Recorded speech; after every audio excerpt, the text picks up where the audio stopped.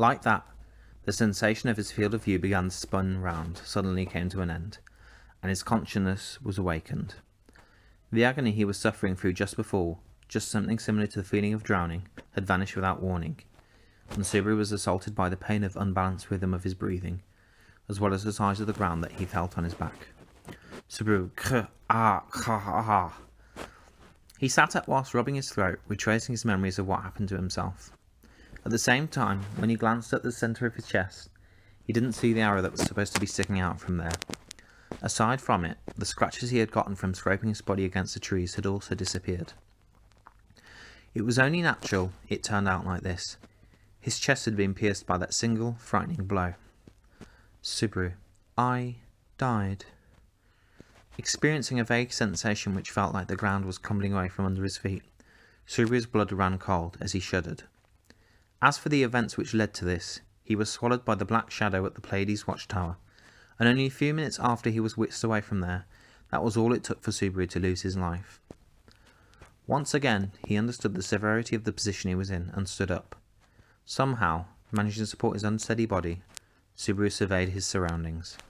And then, shit, this sucks. Confirming he was in the middle of a green, grassy plain that stretched far and wide, and also seeing the figure he would have wished would have stayed with him was nowhere to be found, Subaru cursed his misfortune. This was unmistakably the grassland where he and the other two had been hurled from the tower. The problem was he couldn't find Rem, and had been sent together with him, and Louis was missing as well.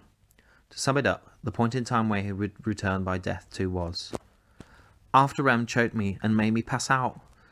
His restart point was the time after he had fallen unconscious, strangled by Rem, who he had been carrying on his back. It hadn't brought him far back enough, so that Rem's waking never happened, and it also didn't make it so that his final loot was back at the Pleiades watchtower. That in itself was what Subaru wanted to say was good news. Or, if he had been able to return to the final loop at the tower, it wasn't like he didn't hope for the possibility that he could have exchanged words with the missing Rem, a hope which only lasted for a fleeting moment, but... Am I an idiot? No, I am an idiot. If he bore the feelings of regret to such a large extent, he should have made more time for her whilst he could still afford to come into contact with her, while he still had time to speak with her, and while he was still graced with the opportunity to listen to her about how she felt. To Natsuki Subaru, who hadn't done so, he had no right to be lamenting that in that matter. Anyhow, right now, I will find Rem. He had to chase after the runaway girl, and he had to clear up her misunderstandings. If the reasons for Rem's escape was the witch's miasma that encircled him, then since he had just returned by death, the intensity of the smell had probably got stronger. It was very likely that she would heed his words even less compared to before. However, the 1 year Natsuki Subaru had spent wasn't so meaningless to the point he would give up on her because of something like that. Also, there's the one who killed me, though the arrow shouldn't be an attack from Rem. The worst case scenario would be Rem launching an attack on him, which was a possibility that existed, but he couldn't imagine her being able to gather the tools she needed to in such a short time. Even more so, a bow and arrow was something that couldn't be prepared so easily and quickly. Subaru, the arrow that pierced into me had an arrowhead, and it also had feathers attached to it. Might have been because it was punched through my heart, but it didn't feel too much pain, even though... If Rem was struck by the heavy-hitting powerful arrow that was fired by the bow, then even she wouldn't stand a chance against it, even with her strength. Since she was unable to move her legs around freely, it would be difficult for her to escape. At any risk, Subaru had to rescue her out of this place before she fell victim. Even if the amnesic Rem didn't consider him an ally, that was. Time to go, Natsuki Subaru. Show him how great you can be. Slapping his cheeks, what he temporarily dismissed in his mind was the shock of death from just before, and the sorrow he felt from being disliked by Rem. It was unknown if he could even join her if he found her, but finding her came first over anything else. Being woeful and being angry were all things that could be done whilst one was alive. Letting out a deep breath, in the same way as he had done previously, Subaru trailed after the footprints that he deduced Rem had followed, judging by the grass that was tipping downwards, and jumped into the forest. However, he was undecided on the decision of whether to raise his voice loudly whilst looking for her or not. He had gone through an initiation process courtesy of the arrow, probably because the enemy came across Subaru whilst he was defenceless. Whoever they were Their identity and objective were both obscure, but it was difficult to think of them as a kind person, seeing as they aimed to kill him with a single blow. There would be death if they found him. He should regard them as that kind of enemy. But since they're using tools, a bow and arrow, it's not a witch beast, but it's a human I'm up against. If his opponent was a human, then there was a chance he could get out of this situation without trying to kill each other, depending on how he negotiated with them. Although, he didn't know if he could even sit at the negotiating table with them to start off with. For the most part, in the total number of times Subaru had returned by death so far, the amount of deaths that were caused by human and witch beasts seemed like it was leaning slightly towards humans. Just because his opponent was a human who could understand what he was saying, didn't mean he could blindly form friendly relationships with them. He did think the likelihood of finding Rem would increase if there were more people that were looking for her, but... Subaru, call Leonis. Shutting his eyes, Subaru drove away his rambling thoughts, activating the authority that rested within himself. The brand new power which demonstrated its fierceness in the Pleiades watchtower, call Leonis, was a probing skill that enabled him to detect the locations of his companions, those who would support the little king. Using this, Subaru desperately clung on to the hope that he could pinpoint where Rem was. However, Subaru, it's no good. There's no reaction. She might have gone far away from me, or if that's not it, is it because she doesn't even think of me as an ally? Little was known about the exact range of Corleonis, but Subaru didn't see the pale light which indicated his allies in the area where the ability took effect. Thinking of the cause of being unable to detect their locations, Subaru came up with the distance between them and his relationships with them. Emilia and the others had once been targets of its effects, but he currently couldn't perceive them at all. Even if he personally knew both Reed and Gluttony, he didn't know their locations as well. He was certainly able to ascertain their activation of Corleonis. If you were to say it, his ally radar was turned on, though it was in a non-reactive state.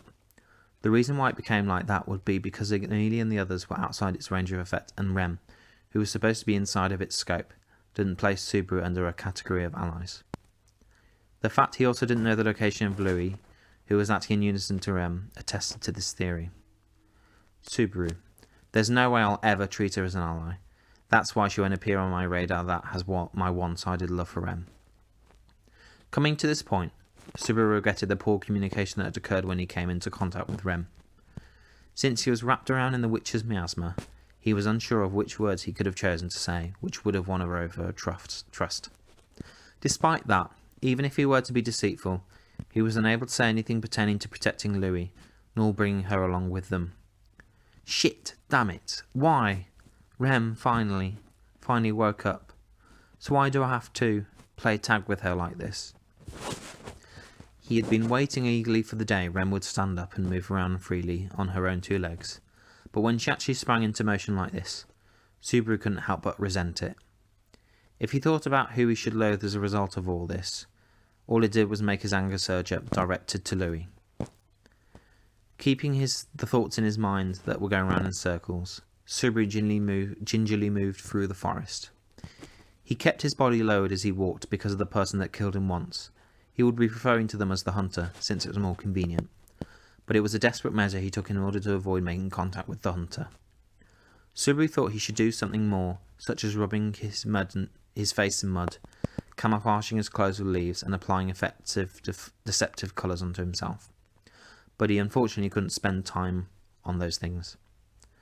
If he at least precisely knew how much time had passed after he was separated from Rem, his search for her would be getting somewhere. Think. It's only during these times I can make use of my crafty mind. Rem forgot everything and doesn't remember, but she still has the ability to hold me down and sense the witch's miasma. It means her episodic memories are missing.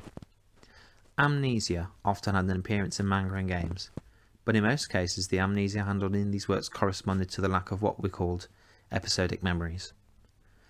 It was the same condition as Subaru, who lost his memories once in the tower, as a consequence of coming across Gluttony. No, that Subaru had only lost his memories which were made after arriving in the different world, so Rem wasn't the exact same state as him, but it was something similar to that. In other words, she was in a state where she knew the names of things, and she also remembered the reflexive reactions absorbed into her body, but she lost the memories of her own name and the names of other people, as well as any details they tried to tied into her recollections of the time she spent with them. The evidence of Rem calling herself I and being instinctively on guard against Subaru because of her scent was proof of that. Subaru. She must be so confused. She can't keep running away forever. If she separated herself from me to some extent, then she'd make some time to calm down and reflect on herself. Even more so if she took Louis with her. It was stupid of him to pray for such a thing, but he wanted to wish Louis would be a grand hindrance and get in the way of Rem's escape. Throwing tantrums, refusing to walk sometimes, and continuing to cause Rem a lot of trouble. A chance for him to catch up to Rem would eventually come round if those things happened. Or it was also okay if Rem forsook her.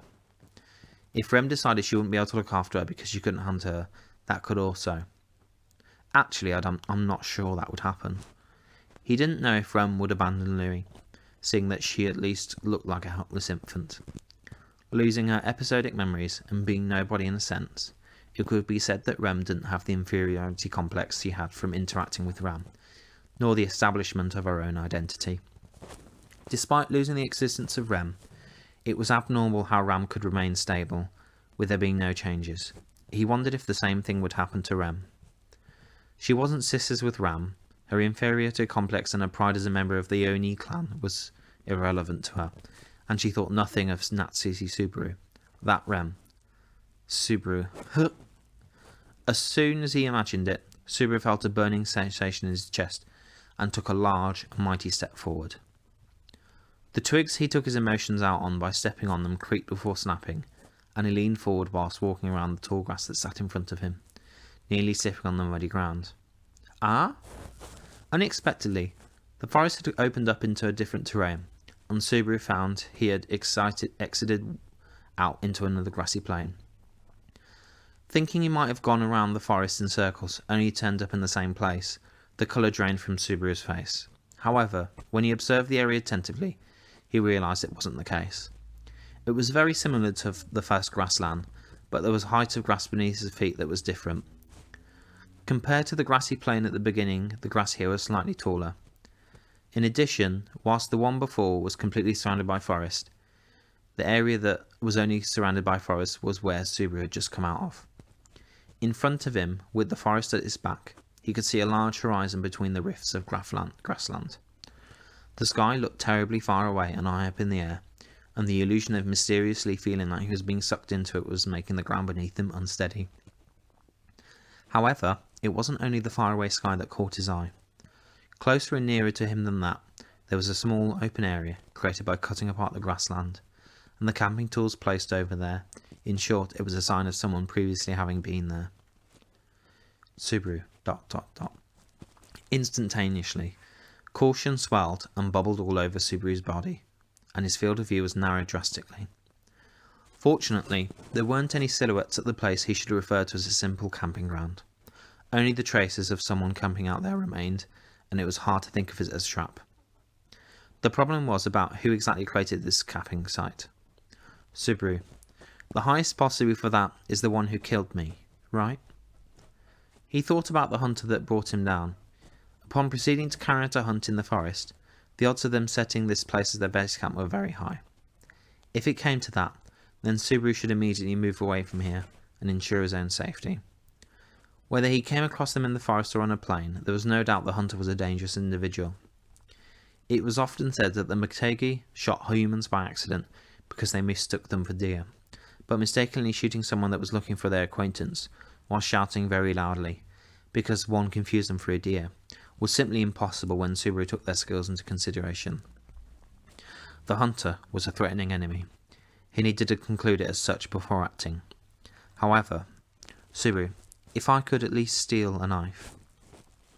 In order to march through the close-knit trees of what he should call a dense forest, Subaru wanted the assistance of a tool. Unfortunately, the only item which was currently in his possession was the whip he used regularly, the guilty whip, crafted out of materials from a powerful enemy. His outfit, one that was for conquering the Sangi Sea, was kind of coming in handy for the conquering of the dense forest. Nevertheless, his situation would change drastically if he had even one bladed tool to cut up the trees, so he could get a move on.